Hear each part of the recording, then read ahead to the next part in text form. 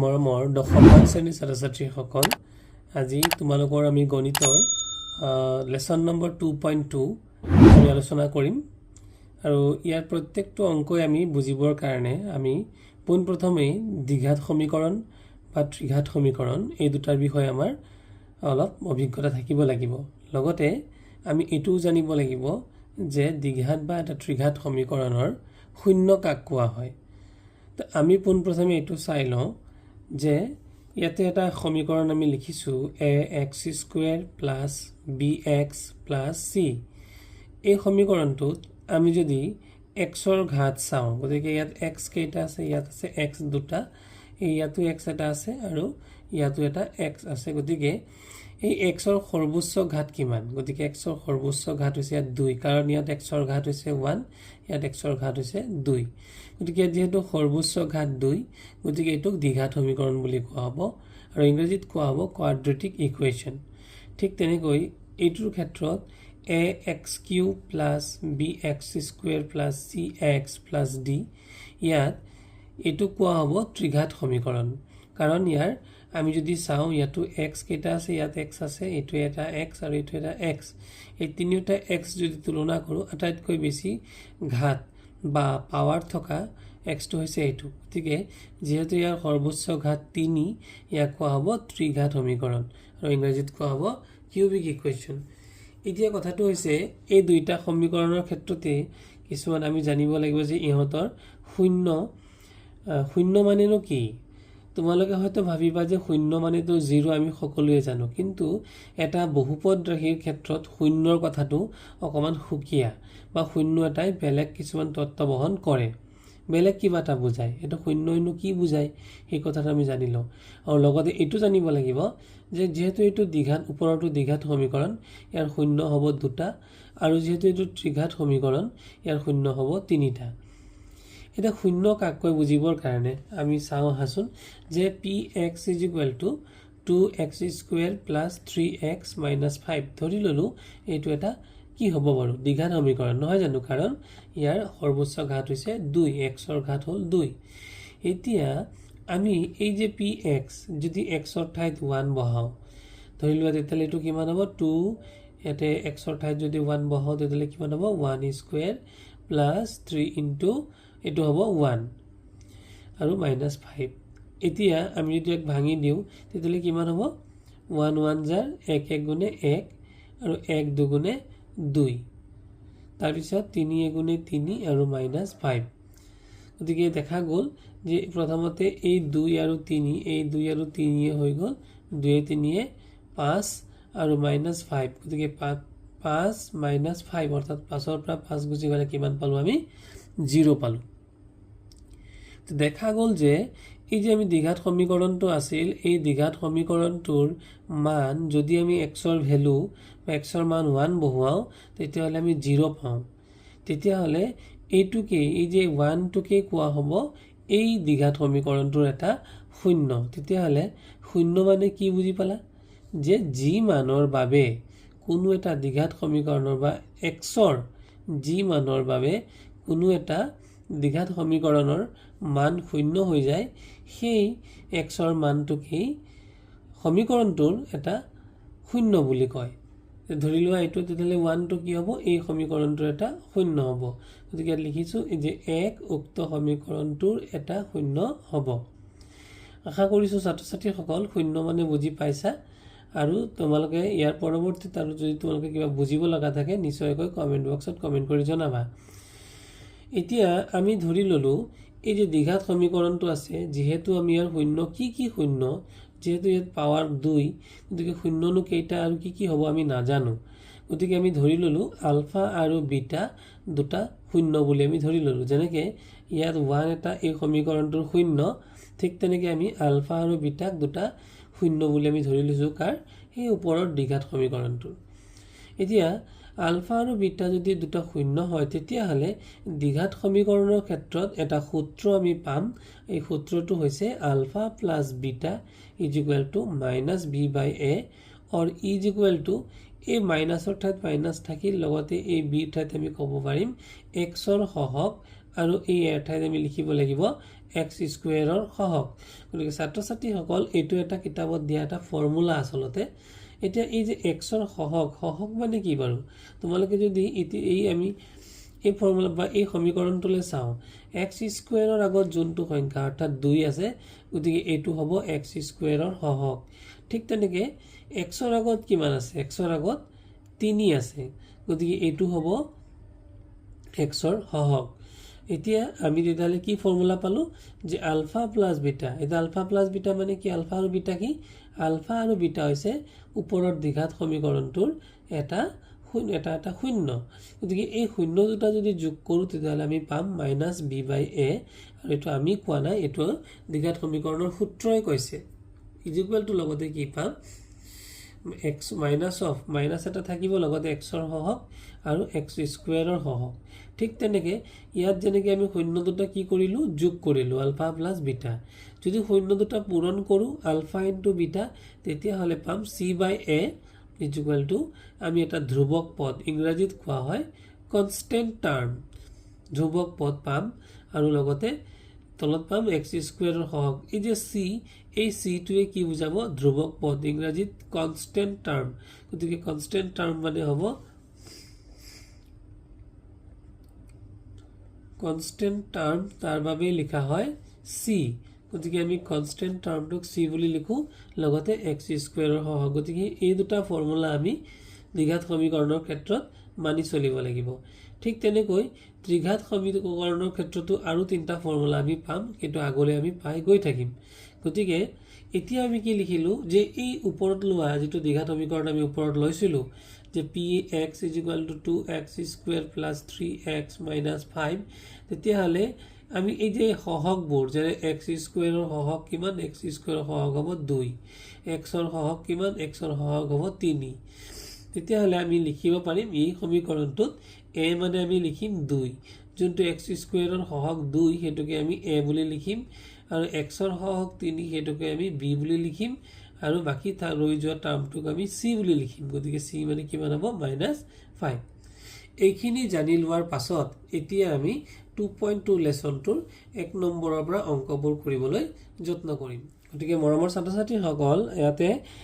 2.2ৰ 1 নম্বৰত এটা অংক দিছিলে যে এই অংকটোত কি উলিয়াব দিছিলে? আমাক শূন্য উলিয়াব দিছিলে।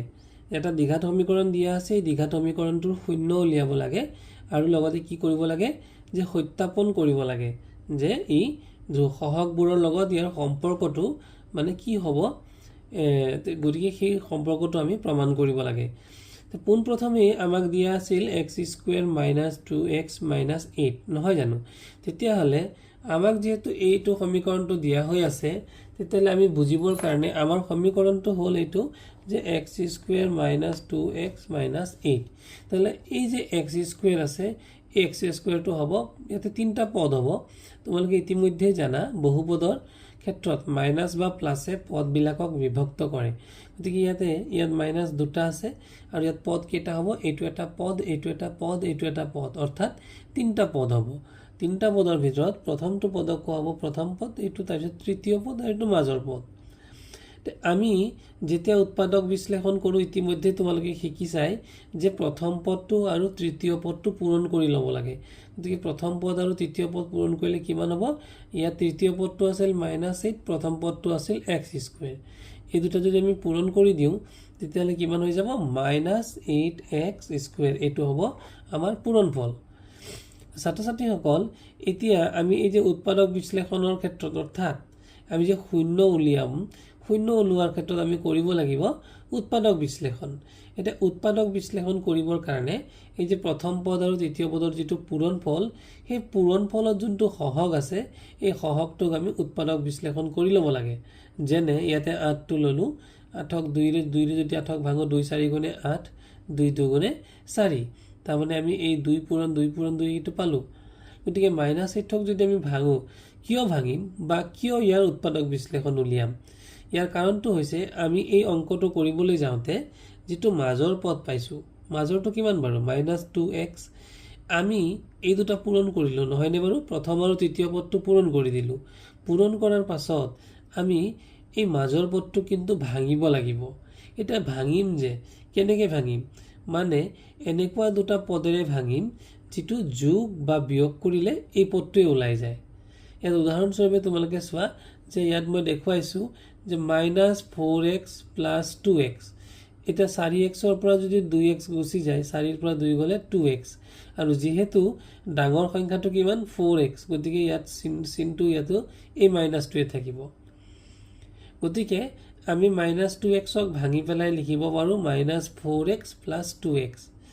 বুজি পাইছানে বাৰু? এটা কথা মনত ৰাখিবা যে এটা মাইনাছ আৰু এটা প্লাছ থাকিলে যদি আমি যোগ বা বিয়োগ কৰি আছোঁ তেতিয়াহ'লে ডাঙৰ সংখ্যাৰ পৰা সৰু সংখ্যাটো বিয়োগ কৰি দিব লাগে। তো 4ৰ পৰা 2 গুচি গ'লে কিমান হ'ব 2, আৰু ডাঙৰ সংখ্যাৰ চিনটোৱে বহে, গতিকে মাইনাছ যিহেতু 4 ডাঙৰ সংখ্যা তাৰ আগৰ মাইনাছটো ইয়াত বহিব। গতিকে হৈ গ'ল এইটো আমি লিখিলোঁ। তাৰ মানে আমি কি বুজিলোঁ যে আমি কৰিছিলোঁ কি প্ৰথম পদ আৰু তৃতীয় পদক পূৰণ কৰিছিলোঁ, এইটো 8x² ওলাইছিলে, আৰু 8ক যদি আমি ভাঙোঁ 4 দুগুণে কিমান পাম আমি 4 দুগুণে আমি 8 পাম। গতিকে 4 দুগুণে যিহেতু 8 পাম, গতিকে এই মাজৰ পদটোক আমি দেখা পালোঁ যে 4ৰ পৰা 2 বিয়োগ কৰিলে 2 হয়, আৰু 4 আৰু 2 পূৰণ কৰিলে কিন্তু 8 পোৱা যায়, বা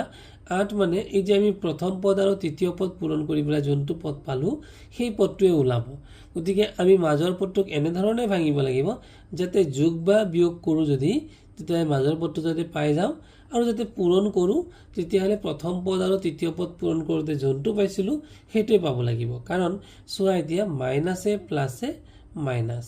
4 দুগুণে 8, x গুণে x²। গতিকে আমি পূৰণ কৰোঁতে কিন্তু এই দুটা যদিও ভাঙিলোঁ, পূৰণ কৰোঁতে আমি এইটোৱে পাম, আৰু যদি যোগ বা বিয়োগ কৰোঁ তেতিয়াহ'লে এইটো পাম, হয়নে বাৰু? এইটোৱে হৈছে উৎপাদক বিশ্লেষণৰ চৰ্ত। তাৰপিছত কি কৰিব লাগিব? তাৰপিছত আমি কমন ল'ব লাগিব। ইয়াত x কেইটা আছে 2টা, ইয়াত আছে x এটা x কমন ল'লে ইয়াত থাকি গ'ল এটা, 2টাৰ পৰা যদি এটা কমন লওঁ তেতিয়াহ'লে কি থাকি যাব এটা x থাকি যাব, আৰু ইয়াৰ পৰা যদি x বাহিৰলৈ উলিয়াই লৈ যাওঁ তেতিয়া কি থাকিব 4। ঠিক তেনেকৈ এইটো পিছৰ দুটা পদৰ পৰা যদি আমি 2 কমন লওঁ তেতিয়াহ'লে ইয়াত থাকি যাব x, আৰু যিহেতু 2 4 গুণে 8 ইয়াত থাকি যাব 4। তো আমি কি পালোঁ তেতিয়াহ'লে মিলা পদ, দুটা পদ মিলি আছে। কোন দুটা মিলি আছে? x - 4 আৰু x - 4। তেতিয়াহ'লে আমি কি লিখিম? এইটো x - 4 তাৰে দুটা মিলাৰ পৰা এটা আমি লৈ ল'লোঁ। আৰু নিমিলাকেইটা কি আছিল? নিমিলাকেইটা আছিল x + 2, গতিকে এইটো x + 2, গতিকে এই দুটা আমি পাই গ'লোঁ। দুটা আমি এই যিহেতু এই অংকটোত আমি যিহেতু শূন্য উলিয়াবলৈ গৈ আছোঁ, এতিয়া আমি শূন্য ওলোৱাৰ ক্ষেত্ৰত এই ষ্টেপটো পালোঁ। তাৰপিছত এতিয়া x + 2 মানে আমি 0 ধৰিম, আৰু x - 4 = আমি 0 ধৰিম, যিহেতু আমি শূন্য উলিয়াম। এবাৰ চোৱা x + 2 = 0, এই দুইটো যদি আমি এতিয়া কোনফালে আছে? সমান চিহ্নৰ বাওঁফালে। যদি সোঁফালে লৈ আহোঁ তেতিয়াহ'লে কিমান হৈ যাব? -2, আৰু x - 4 0ৰ সমান চিহ্নৰ -4টো বাওঁফালে আছে, যদি -4টো সোঁফালে লৈ আহোঁ তেতিয়াহ'লে xৰ মান হৈ যাব 4। তেতিয়াহ'লে দেখা পালোঁ আমি xৰ দুটা ভেলু পালোঁ, এটা পালোঁ -2 আৰু এটা পালোঁ 4। গতিকে এই -2 আৰু 4টোৱে হ'ব আমাৰ এই সমীকৰণটোৰ দুটা শূন্য, অৰ্থাৎ নিৰ্ণয় শূন্য দুটা হ'ব -2 আৰু 4। যিহেতু আমি দ্বিঘাত সমীকৰণৰ অংক কৰি আছোঁ, এই প্ৰথম শূন্যটোকে আলফা বুলি কোৱা হয় আৰু দ্বিতীয় শূন্যটোকে বিটা বুলি কোৱা হয়। তেতিয়াহ'লে আমি এতিয়া কি কৰিম? আমি এটা সত্যাপন কৰিম, অৰ্থাৎ আমি এই সহগবোৰৰ লগত সম্পৰ্কটো আমি উলিয়াম। আলফা প্লাছ বিটা, আমি ইয়াৰ পূৰ্বে ফৰ্মুলা পাইছিলোঁ যে আলফা প্লাছ বিটা মানে হৈছে -b/a। তো দেখা যাওক এতিয়া আলফা প্লাছ বিটা, আলফা মানে কিমান পাইছোঁ? -2, আৰু বিটা মানে আমি কিমান পালোঁ? 4। গতিকে 2ৰ পৰা যদি 4 গুচি যায়, বা 4ৰ পৰা যদি 2 গুচি যায় তেতিয়াহ'লে কিমান হ'ব? 2 হ'ব, আৰু তলত একো নাই, মানে একো নাথাকিলে আমি তলত কি লিখিব পাৰোঁ? 1 এটা লিখিব পাৰোঁ। তো দেখা গ'ল আমাৰ ফৰ্মুলাটোত কিমান আছিল? -b/a। তো আমি কি কৰিব লাগিব? আমি এই ফৰ্মুলাটোৰ লগত এটা ৰিলেট কৰিব লাগিব, অৰ্থাৎ ফৰ্মুলাটোৰ লগত মিলাই চলিব লাগিব। যিহেতু এই ফৰ্মুলাটোত ইয়াত মাইনাছ এটা আছিল, আৰু ইয়াত কিন্তু কোনো ধৰণৰ মাইনাছ নাই, গতিকে ইয়াত মাইনাছ যদি এটা আমি আনি ল'ব লগা হয় তেতিয়াহ'লে আমি এটা কথা জানো যে এটা প্লাছ মানে তাতে আমি দুটা মাইনাছ পূৰণ হৈ থাকে, এটা মাইনাছ আৰু ইনটু মাইনাছ। কিয়? যে মাইনাছে কি হয়? প্লাছ হয়। তেতিয়াহ'লে এই 2ৰ সন্মুখত একো নাথাকিলেও কি আছে এটা প্লাস চিন আছে গতিকে এই প্লাস চিনটো থকাৰ কাৰণে আমি ইয়াত কি লিখিলো মাইনাস ইনটু মাইনাস এই ব্ৰেকেটটো থকাৰ কাৰণে ইয়াত ইনটু থকা বুজাব আৰু মাইনাসে মাইনাসে আসলতে প্লাস হ'ব এটা প্ৰশ্ন হ'ব আমি কিয় ইয়াত মাইনাস মাইনাস দিব লগা হ'ল ইয়াত দিয়াৰনো কি লাভ হ'ব কাৰণটো হ'ল যেহেতু এইফালে ফৰ্মুলাত এটা মাইনাস আছে এই মাইনাসটো যদি এই মাইনাসৰ লগত মিলি থাকে আমি যিকোনো প্ৰকাৰে ইয়াত এটা মাইনাস লৈ আহিলো তেতিয়াহলে দেখা গ'ল কি মাইনাস অফ মাইনাস 2 ডিভাইডেড বাই 1 হয়নে বাৰু ঠিক তেনেকে যদি আমি আলফা আৰু বিটাৰ ক্ষেত্ৰত যাও অৰ্থাৎ পূৰণ কৰাৰ ক্ষেত্ৰত যাও তেতিয়া আমি আলফা মানে কিমান পালো -2 এটা শূন্য আৰু আনটো শূন্য কিমান পালো 4 তেতিয়াহলে আলফা ইনটু বিটা আমি ফৰ্মুলাত কিমান পাইছিলো আলফা ইনটু বিটা মানে আমি c বাই a পাইছিলো গতিকে এটা আমি লিখি ললো আৰু ইফালে 2 4 গুণে কিমান পালো 2 4 গুণে হ'ব 8 আৰু -8 হ'ব আৰু 8ৰ তলত একো নাই মানে এটা 1 আছে গতিকে এই 1 টো আমাৰ লিখাৰ অৰ্থটো কি এই 1 টো লিখাৰ অৰ্থটো হ'ল যাতে ইয়াত যেনেকে c তলত এটা a আছে মানে এটা ভগ্নাংশৰ নিচিনাকে আছে অৰ্থাৎ p বাই q ৰূপত আছে ইয়াতো আমি এই সংখ্যাটোক p বাই q ৰূপত লিখিব লাগিব গতিকে যদি p টো ইয়াত -8 তেনলে q কিমান হ'ব 1 হ'ব এতিয়া আমি এই দুটা এনসার প্ৰথমটো কি যে এইটো প্ৰথমটো আমি কি পাইছিলো -b/a অৰ্থাৎ মাইনাস অফ -2 ডিভাইডেড বাই 1 আৰু ইফালে পালো c/a গতিকে -8/1 লেখা গল কি যে ইয়াত যদি আমি তুলনা কৰো আৰু ইয়াত যদি লিখো যে এতে -b/a তেতিয়ালে দেখা গল যে মাইনাস এই মাইনাসৰ লগত এই মাইনাসটো মিলি আছে তাহলে b এর মান কিমান হৈ যাব b এর মান হৈ যাব -2 এই ব্ৰ্যাকেটৰ ভিতৰত থকাটোই হ'ব b এৰ মান আমি b এৰ মান পাইছো -2 আৰু a এর মান কিমান পালো 1 ঠিক তেনেকে ইয়াতো যেহেতু ইয়াত a আছিল a এর মানটো কিন্তু 1 এই পালো আৰু c =-8 পালো এতিয়া আমি ইতিমধ্যে যি ফৰ্মুলাটো পাইছিলো আমি ফৰ্মুলাটো কি পাইছিলো আমি ফৰ্মুলাটো পাইছিলো যে alpha plus beta -b/a minus of x ৰ সহগ ডিভাইডেড বাই x স্কয়াৰৰ সহগ এটো বুলি আমি ফৰ্মুলাটো পাইছিলো তোমাৰ ফৰ্মুলা হয় বা আমি যদি লিখো ফৰ্মুলাটো এনেকৈ লিখি লব পাৰো alpha plus beta is equal to minus of b/a বা is equal to আমি লিখিব পাৰো minus x ৰ সহগ divided by x square ৰ সহগ এটোই হৈছে আমাৰ ফৰ্মুলাটো এতিয়া আমি আমাৰ এই ফৰ্মুলাটোৰ লগত এই আমাৰ আনসাৰটো মিল খালে না নাই আমি এটো মিলাই চাব লাগিব তোমালোক এটা কথা চোৱা যেহেতু এই অংকটোত আমাৰ ইয়াত x ৰ সহগ কিমান বাৰু সহগ মানে কি যে x ৰ আগত যোনটো সংখ্যা আছে হেতুৱে হৈছে x ৰ সহগ গতিকে x ৰ সহগ কিমান -2 ঠিক তেনেকে x স্কয়াৰৰ সহগ কিমান হৈছে একো নাই মানে 1 আছে তো আমি এটা কথা আমি পালো যে x ৰ সহগ কিমান x ৰ সহগ হৈছে -2 আৰু x স্কয়াৰৰ সহগ কিমান একো নাই মানে 1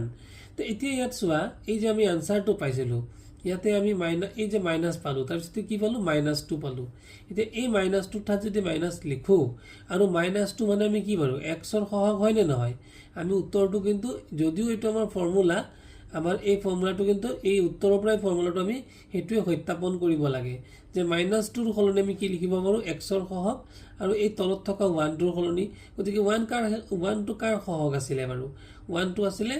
x স্কয়াৰৰ সহগ নহয় নে বাৰু গতিকে এই কাৰণে আমি লিখিলো x স্কয়াৰৰ সহগ যেটো আমাৰ একচুয়ালি এই ফৰ্মুলাটোৰ লগত মিলি গৈছে আমাৰ ফৰ্মুলাটো কি আছিল যে আলফা প্লাস বিটা -b/a আৰু এই -b মানে হৈছে x ৰ সহগ ডিভাইডেড বাই a মানে হৈছে x স্কয়াৰৰ সহগ এটো এটা আমাৰ ফৰ্মুলা আৰু এই ফৰ্মুলাটোৰ লগত এখিনি আমাৰ মিল খাই গল হেতু আমি সত্যাপন কৰিব লাগে ঠিক তেনেকে ইয়াৰ ক্ষেত্ৰত আমি পাইছিলো -8/1 এতিয়া তোমালোকে ইকুৱেশনটোলে মন কৰাচোন যেটো আমি প্ৰথম উৎপাদক আমি বিশ্লেষণ কৰিছো যে ইয়াতে এইটো হৈছে কিমান পালো আমি x স্কয়াৰৰ সহগ হৈছে 1 x ৰ সহগ হৈছে -2 আৰু c মানে হৈছে -8 মই ইতিমধ্যে বুজাই গৈছিলো যে আমি এই প্ৰথমৰ পদটোত যেটো x স্কয়াৰৰ সহগ হেতুক আমি a বুলি ধৰো যেটো x ৰ সহগ এটোক আমি b বুলি ধৰো আৰু যেটো বাকি থকা পাৰ্ট এটোক আমি c বুলি ধৰো গতিকে আমাৰ c টো কিমান হ'ব -8 হয়নে বাৰু ইয়াতো আমি -8 আমি একচুয়ালি পাইছিলো আৰু 1 পাইছিলো তো দেখা গল যে -8 টো কাৰ সহগ বাৰু একেবাৰে শেষত থকা পদটো কি c আৰু c টো মানে কি কনস্ট্যান্ট বা ধ্ৰুৱক সেই কাৰণে আমি পালো যে ধ্ৰুৱক এই 8 ৰ পদ সলনি আমি কি লিখি দিলো ধ্ৰুৱক পদ আৰু 1 ৰ সলনি আমি কি লিখি দিলো x² ৰ সহগ গতিকে আমাৰ আলটিমেটলি এই এনসাৰটোৱে আমাক সেই আমাৰ ফৰ্মুলাটোলৈ লৈ আহিলে তাৰ মানে আমাৰ এনসাৰটো শুদ্ধ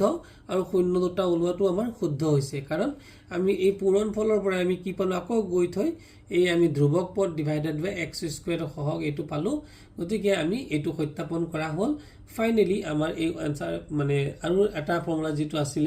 যে আলফা বিটা ইকুয়াল টু কি আছিল c/a আৰু ইকুয়াল টু কি আছিল ধ্ৰুৱক পদ ডিভাইডেড বাই x² ৰ সহগ এই ফৰ্মুলাটো আমাক প্ৰমাণ হৈ গল ইয়াতে দুটা পাৰ্ট পালো আমি এটা পালো কি এটা পালো আমি প্লাসৰ পাৰ্ট এটা পাৰ্ট আমি পালো প্লাসৰ পাৰ্ট এটা পালো আমি পূৰণৰ পাৰ্ট গতিকে প্লাসৰ পাৰ্টত কি ওলাব -b/a আৰু আমাৰ ফাইনালি এটো আহিব যে x ৰ সহগ ডিভাইডেড বাই x² ৰ সহগ এটো ফৰ্মুলা ঠিক তেনেকৈ পূৰণৰ পাৰ্টত কি পাম আমি c/a আৰু আমাৰ ওলাই যাব কি ধ্ৰুৱক পদ ডিভাইডেড বাই x² ৰ সহগ এই ফৰ্মুলা দুটা আমি পাম মোস্ট ইম্পৰ্টেন্ট ফৰ্মুলা গোটেই চ্যাপ্টাৰটো এই দুটা ফৰ্মুলা আৰু আমি যদি ত্ৰিঘাত সমীকৰণ কৰো তেতিয়া হলে আৰু তিনিটা ফৰ্মুলা আছে এই ফৰ্মুলা কেইটাৰ ওপৰত আমি ভিত্তি কৰি অংকবোৰ কৰিব লাগিব গতিকে মৰমৰ ছাত্ৰ-ছাত্ৰীসকল এইটো হৈছে 1 নম্বৰ অংকটো আশা কৰিছো তোমালোকে বুজি পাইছা এতিয়া আমি 2 নম্বৰ অংকটোলৈ যাম 2 নম্বৰ অংকটো দিয়া আছিল 4s² - 4s + 1 তো আমি পূৰ্বৰ দৰে আমি কি কৰিব লাগিব ইয়াত প্ৰথম পদ আৰু তৃতীয় পদটো পূৰণ কৰি ল'ব লাগিব যেহেতু উৎপাদক বিশ্লেষণৰ এটোৱে নিয়ম এটো হৈছে প্ৰথম পদ আৰু এটো হৈছে তৃতীয় পদ গতিকে 4s² আৰু 1 যদি পূৰণ কৰো আমি কিমান পাম দুইটা পূৰণফল পাই যাম 4s² এটো আমি পাই গলো গতিকে মাজৰ পদটোক আমি কি কৰিব লাগিব এতিয়া ভাঙিব লাগিব কেনেকৈ ভাঙিব লাগিব যাতে যোগ বা বিয়োগ কৰিলে আমি কি পাব লাগিব যোগ বা বিয়োগ কৰিলে আমি মাজৰ পদটোৱে পাওঁ কিন্তু যদি পূৰণ কৰিলে এই পূৰণফলটোৰ লগত একে পাব লাগিব এতিয়া চোৱা ইয়াত আমি কি লিখিলো 4s² - 2s - 2s + 1 এটা 2s আৰু 2s আমি যদি যোগ কৰি দিও -2s আৰু -2s এই দুটা যোগ কৰিলে কিমান হ'ব -2 2 4 4s -4s পাম গতিকে এই -4s টোকে যদি আমি ভাঙি পেলাই লিখো তেতিয়াহলে আমি এনেদৰে -2s -2s বুলি লিখিব পাৰো হৈ গল আৰু এই দুটাই পূৰণ কৰি চোৱাচোন -a প্লাস 2 2 গুণে 4 আৰু s গুণে s² মানে 4s² এটোৱে ওলাইছে হয়নে বাৰু এতিয়া আমি এই প্ৰথম দুটা পদৰ পৰা কমন লম কি কমন লম ইয়াৰ পৰা যদি আমি 2s কমন লও তেতিয়াহলে ইয়াত কি থাকি যাব 2 2 গুণে যেহেতু 4 2 থাকিব আৰু যেহেতু ইয়াত দুটা s আছিল এটা s কমন ললে এটা s থাকি যাব আৰু মাইনাস তাৰ পিছত 2s ৰ পৰা আমি কিমান কমন ললো 2s কমন লৈ ললো গতিকে কিমান থাকিব 1 ঠিক তেনেকে ইয়াতে এই 2s আৰু +1 এই দুটা পদৰ পৰা আমি কি লম এতিয়া কমন লম তো কমন ললে কমন লোৱা মানে কি মিল থকা বস্তু এটা আমি কমন লব পাৰো তো ইয়াতে এই দুটাতে এনেকুৱা কি টাৰ্ম আছে যেটো মিলি আছে গতিকে ইয়াত হ'ব -1 আমাৰ মিলি আছে তো তোমালোকে খুদিব পাৰা যে যেহেতু ইয়াত মাইনাস আছে বাৰু ঠিকই আছে আৰু 1 টো কৰ পৰা আহিল গতিকে 1 2 যিকোনো সংখ্যাৰ লগতে এটা যেহেতু 1 পূৰণ হৈ থাকে গতিকে ইয়াত এটা 1 আছে বুলিও আমি ধৰি ললো গতিকে -1 ইয়াত আছে ইয়াত -1 আছে না এটো +1 আছে তো প্লাস আমি জানো প্লাস মানে হৈছে দুটা মাইনাস কিয় কাৰণ মাইনাসে কি হৈ যায় আমি দুটা মাইনাস যদি পূৰণ কৰি দিও তেলে আমি কি পাও প্লাস পাও গতিকে আমি বুজিলো যেহেতু ইয়াত প্লাস আছে তাৰ মানে কেইটা মাইনাস আছে দুটা মাইনাস আছে তাৰে এটা মাইনাস যদি বাহিৰত কমন লও এটা মাইনাস ভিতৰত থাকি যাব দেখা গল যে -1 দুইটাৰ ক্ষেত্ৰতে আছে গতিকে -1 টো আমি কমন ললো ইয়াত থাকি গল 2s আৰু ইয়াত থাকি গল -1 কিয় মাইনাস এটা তো বাহিৰত নিলো এটা মাইনাস থাকি গল আৰু 1 থাকি গল তো 1 টো বাহিৰত নিলো এইটো 1 কৰ পৰা আহিল কাৰণ 1 1 গুণে একেই হয় তেতিয়া এই মিল থকা আমি দুটা পদ পালো এটা 2s - 1 2s - 1 এটো আমি ইয়াত লিখি দিলো আৰু মিল নথকা পাৰ্টটো 2s - 1 এটো 2s - 1 এ হল এবাৰ আমি যেহেতু শূন্য উলিয়াব লাগে যেহেতু আমি টুৱাইচেছ মাইনাছ 1 পালোঁ আৰু টুৱাইচেছ মাইনাছ 1 পালোঁ, দুইটাৰ ক্ষেত্ৰতে আমি ইজুকুৱেলটো 0 বুলি ধৰি ল'ব লাগিব। ইজুকুৱেলটো আমি 0 ধৰি ল'লোঁ। তেতিয়াহ'লে এইবাৰ আমি ইয়াক সমাধান যদি কৰোঁ, টুৱাইচেছ থাকি গ'ল আৰু মাইনাছ 1টো যদি সোঁফালে গুচি যায় তেতিয়াহ'লে হৈ যাব +1। আৰু ঠিক তেনেকৈ ইয়াৰ ক্ষেত্ৰতো মাইনাছ এছ ইজুকুৱেলটো কিমান হৈ যাব,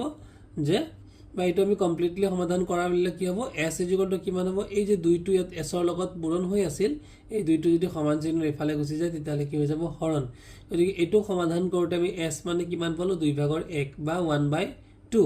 ঠিক তেনেকৈ ইয়াকো যিহেতু এইটো ছেইম, গতিকে ইয়াকো এছ মানে আমি সমাধান কৰিলে কিমান পাম, 1/2 পাম। এছ আমি দুটা পালোঁ, অৰ্থাৎ 0 দুটা পালোঁ। আমি কি পালোঁ, 1/2 আৰু 1/2। তোমালোকে সুধিব পাৰা যে যেহেতু আমি এক্স আমি দ্বিঘাত সমীকৰণ এটা এক্সেৰে বুজাওঁ, মানে কেনেকৈ বুজাওঁ, যে এক্স ধৰা এইটো ax² plus bx plus c, এইটো এটা দ্বিঘাত সমীকৰণ। দ্বিঘাত সমীকৰণ এই এক্সৰ ঠাইত কেতিয়াবা কেতিয়াবা এছ থাকিব পাৰে, কেতিয়াবা ইউ থাকিব পাৰে, কেতিয়াবা টি থাকিব পাৰে, এনেধৰণে বেলেগ বেলেগ কিছুমান চলক দি দিব পাৰে। গতিকে এই অংকটো যিহেতু এছ দিছিল, গতিকে আমি এছেই কৰিলোঁ। গতিকে এতিয়া দুটা শূন্য কি হ'ব, এটা হ'ব 2/1 আৰু এটা হ'ব 2/1। এতিয়া শূন্য দুটা যদি আমি যোগ কৰোঁ, তেতিয়া আমি ফৰ্মুলাত পাইছোঁ ইতিমধ্যে যে আলফা প্লাছ বিটা ইজুকুৱেলটো আমি এই দুটা যোগ কৰিব লাগে। আলফা প্লাছ বিটাই হ'ব শূন্য দুটা।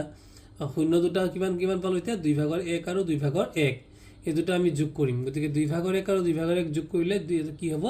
যিহেতু তলত হৰকেইটা মিলি আছে, তলত 2 ইয়াতো তলত 2, ইয়াত লসাগু কিমান হৈ যাব, 2 হ'ব। আৰু ওপৰৰ দুটা 1 যদি যোগ কৰি দিওঁ, 1 + 1 অৰ্থাৎ একে কিমান হৈ যাব, 2।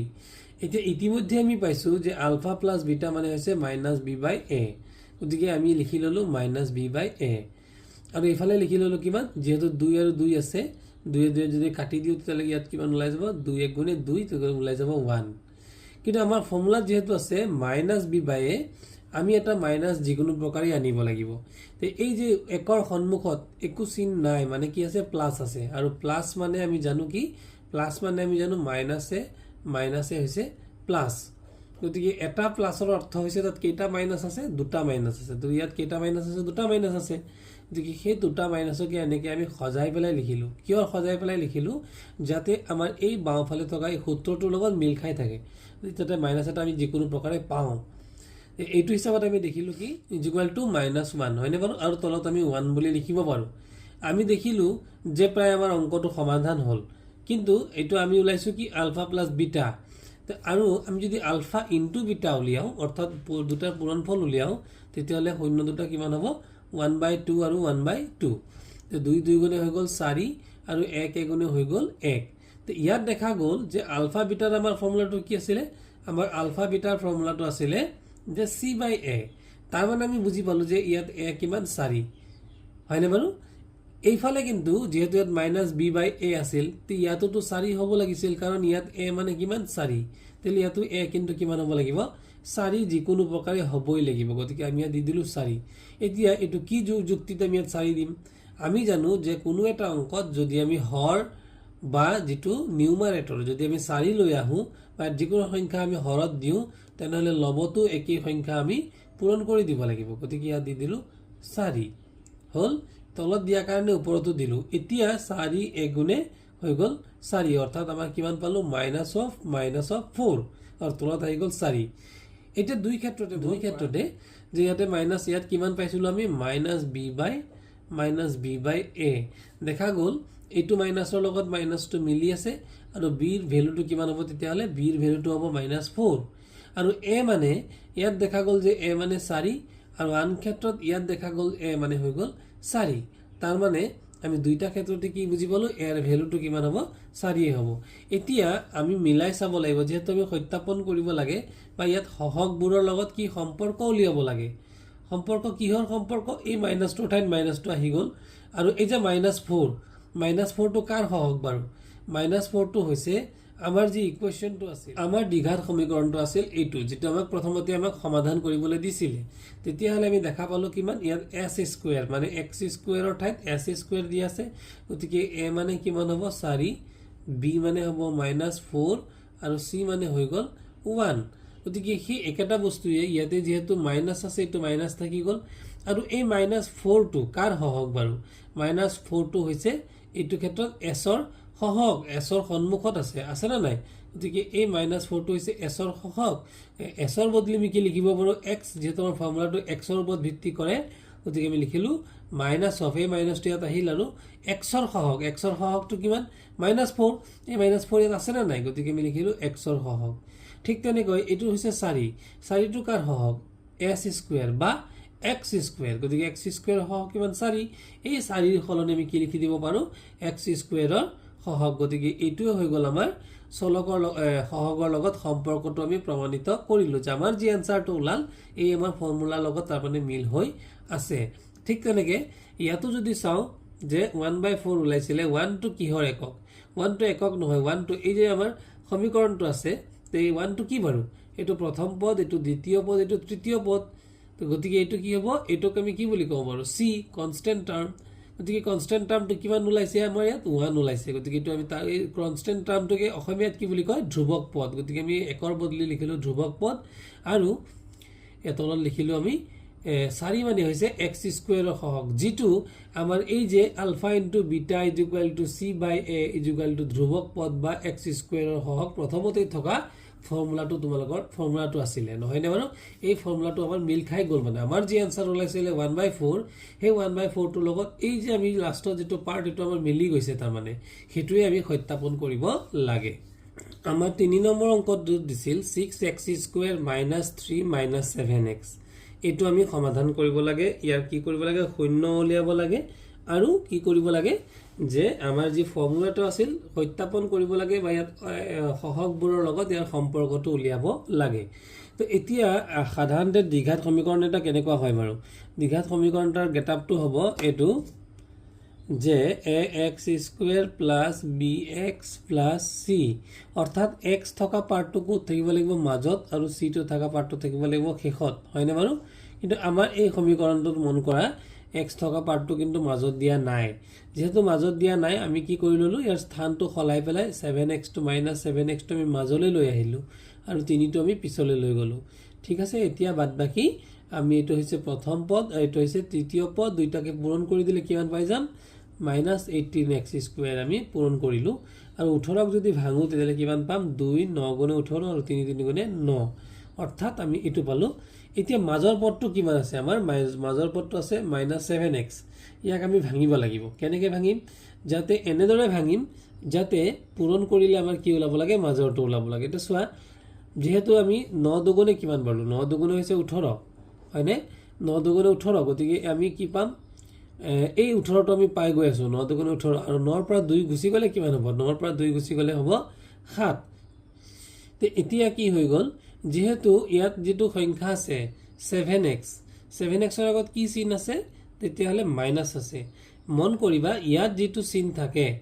সেই চিনটো আমাৰ ইয়াৰে ডাঙৰ সংখ্যাটোৰ আগত থাকিব লাগিব এতিয়া 9 আছে আৰু 2 আছে ডাঙৰ কোনটো সংখ্যা 9 গতিকে ইয়াত থকা চিনটো কি মাইনাছ গতিকে আমি ৰাখিব লাগিব 9ৰ আগত অৰ্থাৎ 9টো যেহেতু ডাঙৰ তাৰ আগত আমি মাইনাছ ৰাখিব লাগিব আৰু সৰুটোৰ আগত আমি প্লাছ ৰাখিলোঁ কিয় তেতিয়াহে 9ৰ পৰা 2 গ'লে এই 9ৰ পৰা 2 গ'লে আমাৰ কিমান ওলাই যাব -7x ওলাই যাব হয়নে বাৰু গতিকে আমি এনেকৈ এইটো যাতে পাওঁ আৰু এতিয়া পূৰণ যদি কৰোঁ 9 দুগুণে কিমান হ'ব মাইনাছে প্লাছে মাইনাছ পাম এইটো মাইনাছ পাম আৰু 9 দুগুণে 18 পাম আৰু x গুণে x² পাম এইটো হৈ গ'ল আমাৰ আমি মাজৰ পদটো ভাঙি পেলালোঁ গতিকে কেনেকৈ ভাঙিলোঁ -9x + 2x = এই -7xৰ সলনি আমি এনেকৈ ভাঙিলোঁ ভঙাৰ পিছত আমি কমন ল'ম ইয়াতে কিমান কমন ল'ম ইয়াত যেহেতু 6 আৰু 9 আছে আমি 3x কমন ল'লে তেতিয়াহ'লে 3 দুগুণে যেহেতু 6 ইয়াত 2 থাকিব আৰু x যেহেতু এটা দুটা আছিলে এটা নিলে এটা থাকিল ইয়াত 9x আছে xটো লৈ গ'লোঁ আৰু 3 লৈ গ'লোঁ 3 3 গুণে 9 গতিকে 3 থাকিব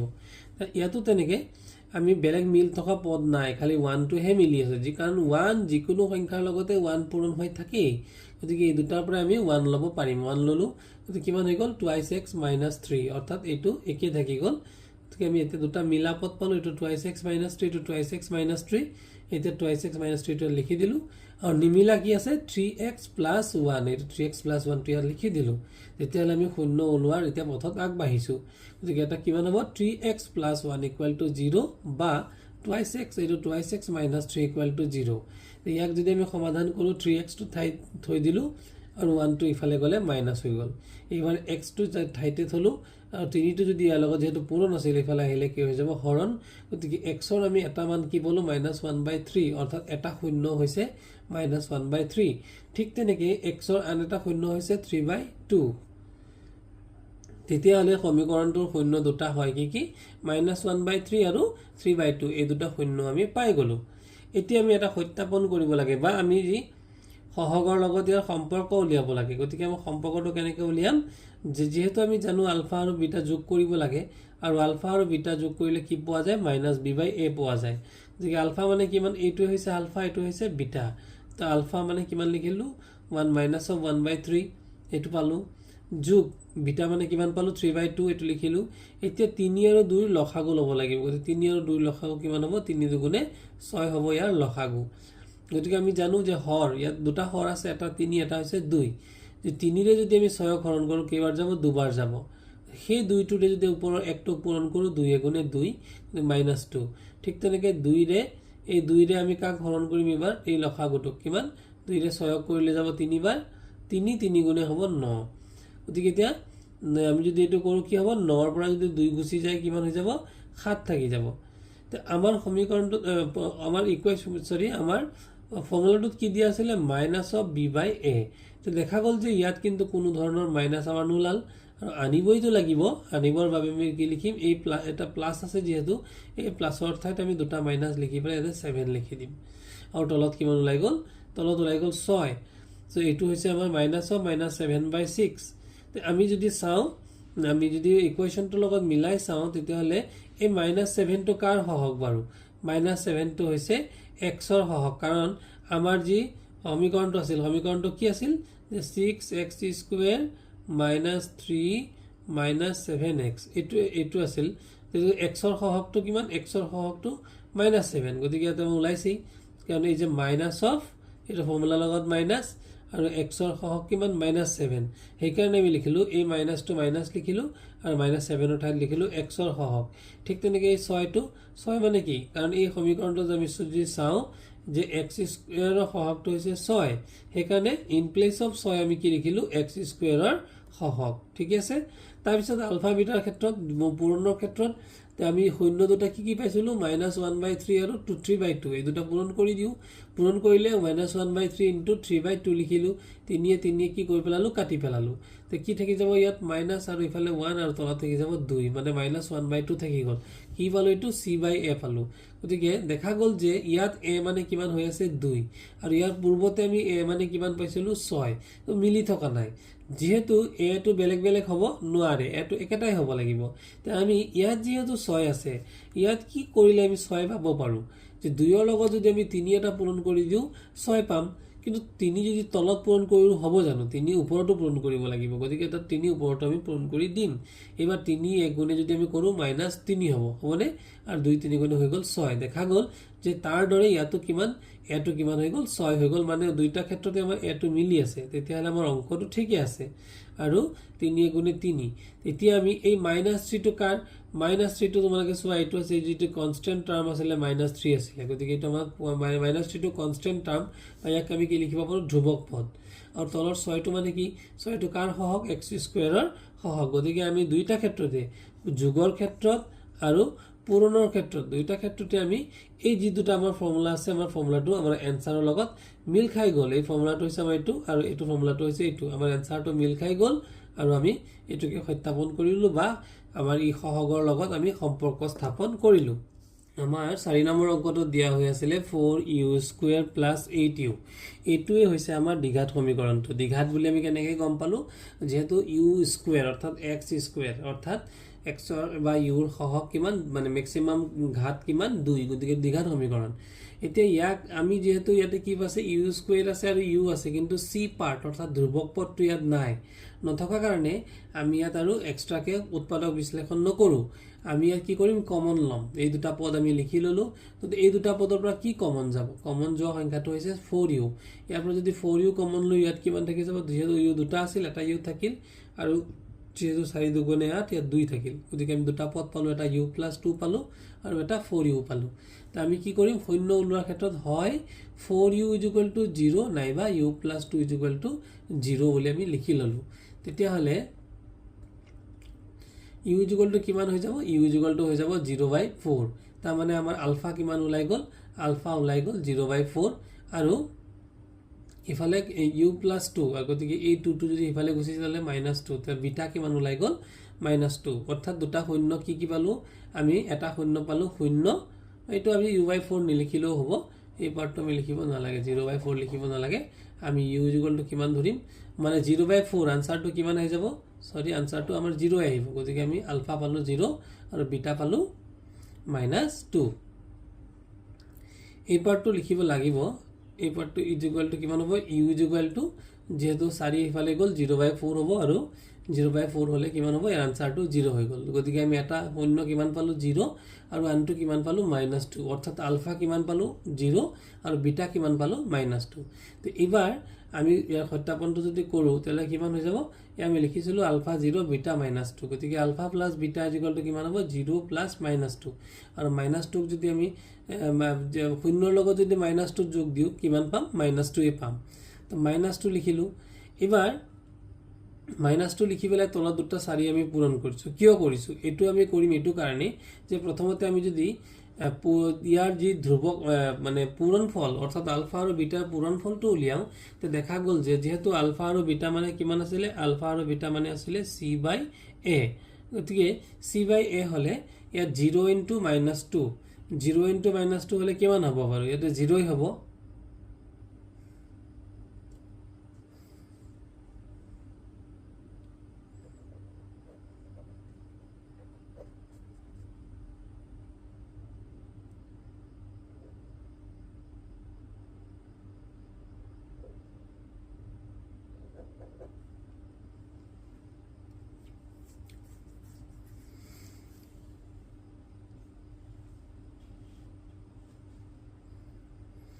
এতিয়া আমি কিমান পালো যে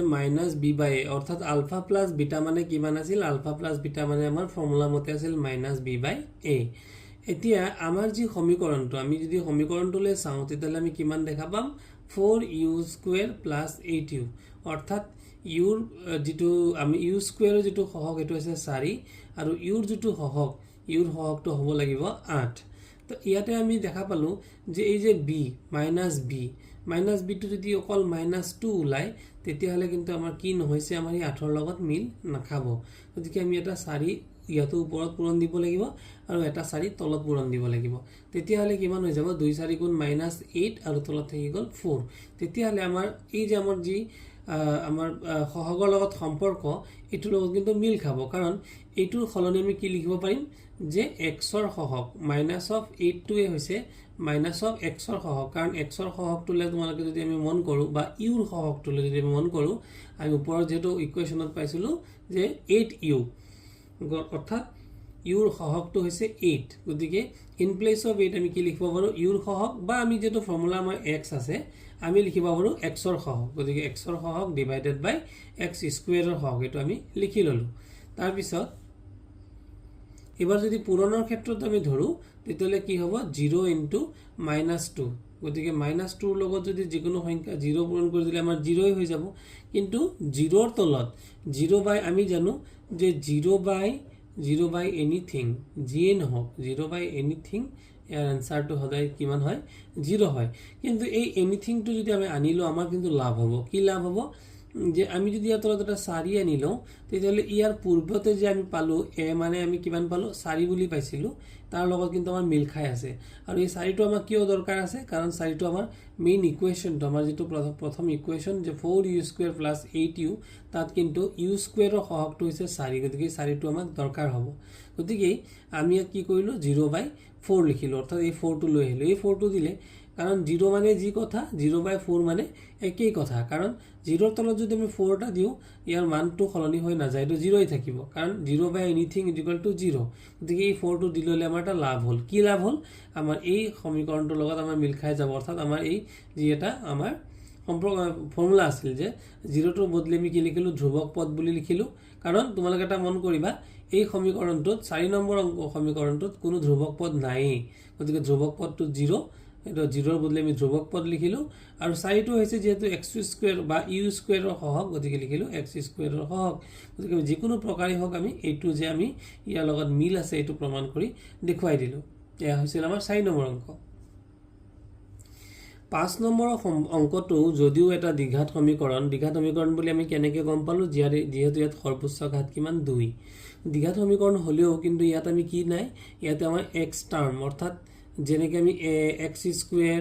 বা প্লাস বা মাইনাস সামথিং x ইয়াত x থাকিব লাগিছিল বা যেহেতু ইয়াত t আছে t স্কয়াৰ প্লাস বা মাইনাস ইয়াত সামথিং t থাকিব লাগিছিল যেহেতু t পদটো ইয়াত নাই তাৰ মানে আমাৰ x থকা পদটো ইয়াত নাই আৰু নথকা বাবে আমাক এনেকৈ অংকটো দিয়া আছে গতিকে আমি কি কৰিব লাগিব আমি t স্কয়াৰ - 15 টো লিখি ললো 15 লিখি এটা ফৰ্মুলা আমাৰ আছিল কি ফৰ্মুলা যে a স্কয়াৰ - b স্কয়াৰ এই ফৰ্মুলাটোৰ আমি পাইছিলো যে a + b * a - b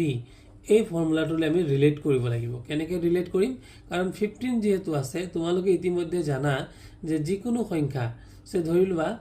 যে আমি যদি ৰুটৰ লগত পূৰণ কৰো যেনে √3 * √3 তেতিয়ালে ইয়াৰ আনসাৰটো কিমান হ'ব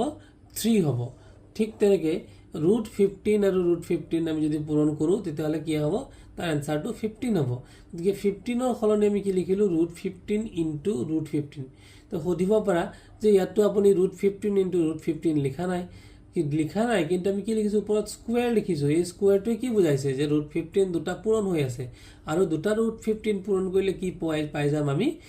এই 15 টোৱে পাই যাম গতিকে 15ৰ সলনি আমি কি লিখিব পাৰো √15 হোল স্কয়াৰ তে দেখা গ'ল যে এটো এনেকুৱা এটা গেটআপ আহিল যে এটো হৈছে a আৰু a স্কয়াৰ এটো যেন মাইনাস আৰু এটো যেন b স্কয়াৰ তে কি ফৰ্মুলা হৈ যাব a স্কয়াৰ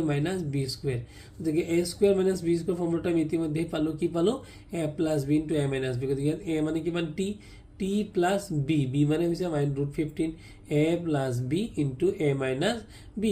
ইয়াৰ পৰা আমি এটো পাই গলো যে আমি শূন্য কেটা ওলোৱাৰ পথত আমি আগবাঢ়িলো কেনেকৈ যে এবাৰ আমি ধৰি লম t + √15 = 0 আৰু এবাৰ ধৰি লম t - √15 = 0 তেতিয়া হলে t = কিমান পাম ইয়াত যেহেতু প্লাস আছে সমান চিহ্ন ইফালে লৈ গলে মাইনাস হৈ যাব আৰু ইয়াতে -√15 টো ইফালে লৈ গলে +√15 হৈ গল তাহলে আমি শূন্য দুটা পালো শূন্য দুটা কিমান পালো এটা হৈছে -√15 এটা হৈছে +√15 অৰ্থাৎ আলফা মানে -√15 আৰু বিটা মানে হৈছে +√15 এতিয়া তেতিয়ালে আলফা আৰু বিটা যোগ কৰিলে কিমান হ'ব আলফা মানে এটো পালো আৰু বিটা মানে এটো পালো গতিকে এই দুটা যদি যোগ কৰো যেহেতু এটো মাইনাস আৰু এটো প্লাস দুটাক আমি যদি কাটি দিও তাহলে आंसर কিমান হ'ব 0 আমি 0 সলনি কি লিখি দিলো 0/1 কিয় 0/1 লিখিলো কাৰণ 0 মানে যেহেতু আমাৰ এই পদটো আমাৰ যি ইকুৱেশনটো কিমান আছিল আমাৰ ইকুৱেশনটো হৈছিল t² - 15 তেতিয়ালে ইয়াতে মাজৰ এটা পদ x থকা পদটো নাই নথকা কাৰণে ইয়াতে এটো 0 হৈ গল তে আমি যেহেতু আমি জানো ইফালে যে আলফা প্লাস বিটা মানে কি -b/a আৰু ইকুৱেল টু আমি কি লিখি দিলো -b/a আৰু এই মাইনাসৰ সলনি 0ৰ আগত প্লাস থাকিলেও বা মাইনাস থাকিলেও কোনো অৰ্থ নাই গতিকে আমি ধৰি লব পাৰো ইয়াত এটা মাইনাস দি ললেও কোনো কথা নাই গতিকে মাইনাস অফ কি ওলাই গল এই 0 টো কাৰ হওক x ৰ হওক প্ৰশ্ন হ'ব ইয়াত x নাই বা t টো নাই মানে কি তাৰ হকটো কিমান 0 সেই কাৰণে আমি 0 লিখিলো x ৰ হক মানে অৰ্থাৎ x পদটো ইয়াত নাই তাৰ পিছত লিখিলো তলত লিখিলো 1 যেহেতু আমি লৈ লৈছিলো মানে 1 টো যেহেতু a তোমালোকে ইয়াত মন কৰা t স্কয়াৰৰ আগত একো নাই মানে কি আছে 1 এটা আছে এটো কাৰ সহগ হ'ব t স্কয়াৰৰ সহগ হ'ব নাইবা t যেহেতু এটা অংকটোত আমাৰ মেইন ফৰ্মুলাটো t বুলি নাই মেইন ফৰ্মুলাটো আমাৰ x বুলি আছে গতিকে আমি t বুলি লিখিম x স্কয়াৰৰ সহগ গতিকে এটো হৈ গল 1 ৰ সলনি আমি লিখিব পাৰো x স্কয়াৰৰ সহগ এটো হৈ গল কি আলফা প্লাস বিটা আমি এটো মানে ইয়াৰ যি সহগৰ লগত সম্পৰ্ক এটো মিলালো এবাৰ আলফা * বিটা গতিকে -√5 √15 আৰু ++√15 দুটা পূৰণ কৰি দিলো আমি জানো দুটা ৰুট পূৰণ কৰিলে ৰুটটো উঠি যায় নহয় জানো গতিকে হ'ব -15 আৰু -15 ৰ তলত এটা 1 লিখি দিলো কিয় লিখি দিলো কাৰণ আলফা * বিটা মানে আমি কি জানো আলফা * বিটা মানে হৈছে c/a অৰ্থাৎ ওপৰটো হ'ব c তলৰটো হ'ব a গতিকে আমি কি লিখিলো c মানে কনস্ট্যান্ট টার্মটো কিমান 15 গতিকে আমি -15 কাৰণ আমাৰ ইকুৱেশ্যনটোতো চোৱা -15 দিয়া আছিলে, গতিকে আমি এই -15ৰ ঠাইত কি লিখিলোঁ ধ্ৰুৱক পদ, আৰু এই 1ৰ ঠাইত কি লিখিলোঁ এক্স স্কুৱেৰৰ সহগ, কাৰণ ইয়াতে টি স্কুৱেৰৰ সহগটো কিমান 1, গতিকে এইটো এক্স স্কুৱেৰৰ সহগো কিমান হ'ব 1, গতিকে এইটো আমাৰ মিল খাই গ'ল আমাৰ ফৰ্মুলাটোৰ লগত মিলালোঁ, গতিকে এইটোৱে আছিল 5 নম্বৰ অংকটো। গতিকে এইবাৰ আমি কৰিম 1ৰ 6 নম্বৰ অংকটো, গতিকে 6 নম্বৰ অংকত ইকুৱেশ্যন দিয়া আছিল, এইটো আমাৰ 6 নম্বৰ অংক, আৰু তাৰে প্ৰথম পদ আছিল 3x স্কুৱেৰ আৰু অন্তিম পদ আছিল -4, ইয়াত -4 আছে, আৰু এই দুটা যদি আমি পূৰণ কৰি দিওঁ যে 3x স্কুৱেৰ আৰু ইনটু -4 যদি পূৰণ কৰোঁ তেতিয়াহ'লে আমি কি পাই যাম, আমি পাই যাম 12 -12x স্কুৱেৰ, প্ৰথম পদ আৰু তৃতীয় পদৰ পূৰণফল হৈছে -12x স্কুৱেৰ। ইতিমধ্যে মই তোমালোকক ক'লোঁ যে আমি এই ইয়াত থকা 12টোক ভাঙি ল'ব লাগিব, ভাঙি ল'লে কিমান হ'ব 2 6 গুণে 12, 2 3 গুণে 6, আমি ভাঙি ল'লোঁ। গতিকে আমি এইটো ভাঙাৰ পাছত ইয়াত মাজৰ পদটো কিমান আছিল -x, আমি এই -x পাব লাগিব। কেনেকৈ পাব লাগিব, ইয়াৰ উৎপাদকেৰে আমি পূৰণ কৰিম, এনেদৰে পূৰণ কৰিম যাতে পূৰণ কৰিলে আমাৰ কি ওলাই যায় এইটো ওলাই যায়, আৰু যোগ বা বিয়োগ কৰিলে যাতে মাজৰ পদটো ওলাই যায়। তো আমি জানো যে 2 2 গুণ 4 আৰু 4 3 গুণে কিমান 12, আৰু 4ৰ পৰা যদি 3 গুচি যায় তেতিয়াহ'লে কিমান হ'ব 1 হ'ব, যিহেতু ইয়াতে xৰ সহগ কিমান, xৰ সহগটো হৈছে 1, গতিকে 4ৰ পৰা 3 গুচি গ'লে 1এই থাকিব, গতিকে এইটো আমাৰ মিল খাব। এতিয়া প্ৰশ্ন হৈছে আমি 4ৰ আগত কি চিন দিম আৰু 3ৰ আগত কি চিন দিম, যিহেতু ইয়াত কোনটো চিন আছে মাইনাছ আছে, ইয়াৰ আগতেও মই কৈছিলোঁ ইয়াত যোনটো চিন থাকিব মাজৰ পদটোৰ আগত যিটো চিন থাকিব, তোমালোকে এই পূৰণ কৰা ডাঙৰ পদটোৰ আগত সেই চিনটো দিবা, ডাঙৰ কোনটো 4, গতিকে ইয়াৰ আগত মাইনাছ দিলোঁ আৰু সৰুটোৰ আগত প্লাছ, তেতিয়া কিমান হৈ গ'ল 4 3 গুণে কিমান হৈ গ'ল 12,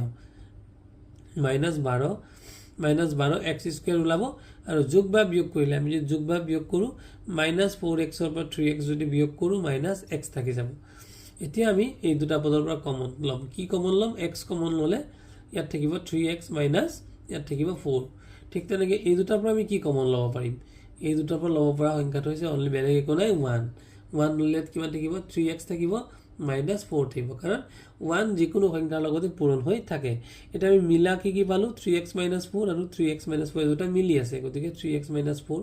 আৰু নিমিলা কি আছে x + 1, এইটো পাই গ'লো। এটা আমি শূন্যটো ওলোৱাৰ ক্ষেত্ৰত আৰু এক খোজ আমি আগবাঢ়িলোঁ,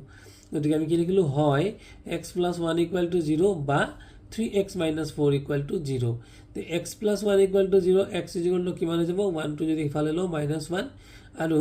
3x -4, গতিকে -4 ইফালে ল'লে +4, আৰু 3টো যিহেতু ইয়াত পূৰণ হৈ আছিল 3টো ইফালে হৈ গ'ল হৰণ হৈ 4/3, এতেকে নিৰ্ণয় শূন্য দুটা আমি কিমান কোণ পালোঁ -1 আৰু 4/3, অৰ্থাৎ আলফা মানে কিমান পালোঁ -1 আৰু বিটা মানে পালোঁ 4/3। আলফা প্লাছ বিটা অৰ্থাৎ শূন্য দুটা যোগ কৰিলে কিমান হ'ব, শূন্য দুটা যোগ কৰিলে হ'ব -1 + 4/3, 3 আৰু তলৰ 1 আমি কি লৈ ল'ম লসাগু, এই দুটাৰ লসাগু ল'লে 3 আৰু 1ৰ লসাগু হ'ব 3। এইবাৰ এই তলত থকা 1টোৰে 3 কেইবাৰ যাব 3 বাৰ, 3 1 গুণে হ'ব 3, অৰ্থাৎ -3, আৰু 3ৰে 3 কেইবাৰ যাব এবাৰ যাব, 1 4 গুণে 4। এতিয়া 4ৰ পৰা 3 গুচি গ'লে কিমান হ'ব 1, 4ৰ পৰা 3 গুচি গ'লে হ'ব 1, আৰু তলত থাকিব 3। এতিয়া চিন কি বহাম, ইয়াত -3 আছে, ইয়াত +4 আছে, ডাঙৰ কোনটো, ডাঙৰটো হৈছে 4, গতিকে আমি প্লাছ বহাম, আৰু আলফা প্লাছ বিটা মানে আমি কিমান জানো যে -b/a, ইয়াকো আমি লিখি ল'লোঁ -b/a, তো গতিকে -b/a মানে কিমান পালোঁ, ইয়াত কোনো ধৰণৰ মাইনাছ নাছিল, কিন্তু আমাৰ এই ইয়াতে মাইনাছ এটা আছে, গতিকে এই মাইনাছটো আনিবৰ কাৰণে আমি ইয়াত যিহেতু প্লাছ আছে ইয়াত আমি দুটা মাইনাছ লৈ ল'লোঁ, দুটা মাইনাছ লৈ ল'লে কি হৈ যাব -1 প্লাছ, আৰু আমাৰ ফৰ্মুলাটোৰ লগতো মেল মিলি যাব, গতিকে -1/3 হৈ গ'ল। এবাৰ alpha plus alpha into beta যদি উলিয়াও, আলফা মানে আমি কিমান পাইছিলোঁ -1, এইটো -1 হ'ল, আৰু বিটা মানে 4/3, এই দুটা পূৰণ কৰিলে 4 গুণে 4, অৰ্থাৎ -4, আৰু তলত কিমান হৈ যাব 3, -4/3। তো দেখা গ'ল এই যে আমি পদকেইটা পালোঁ -1/3,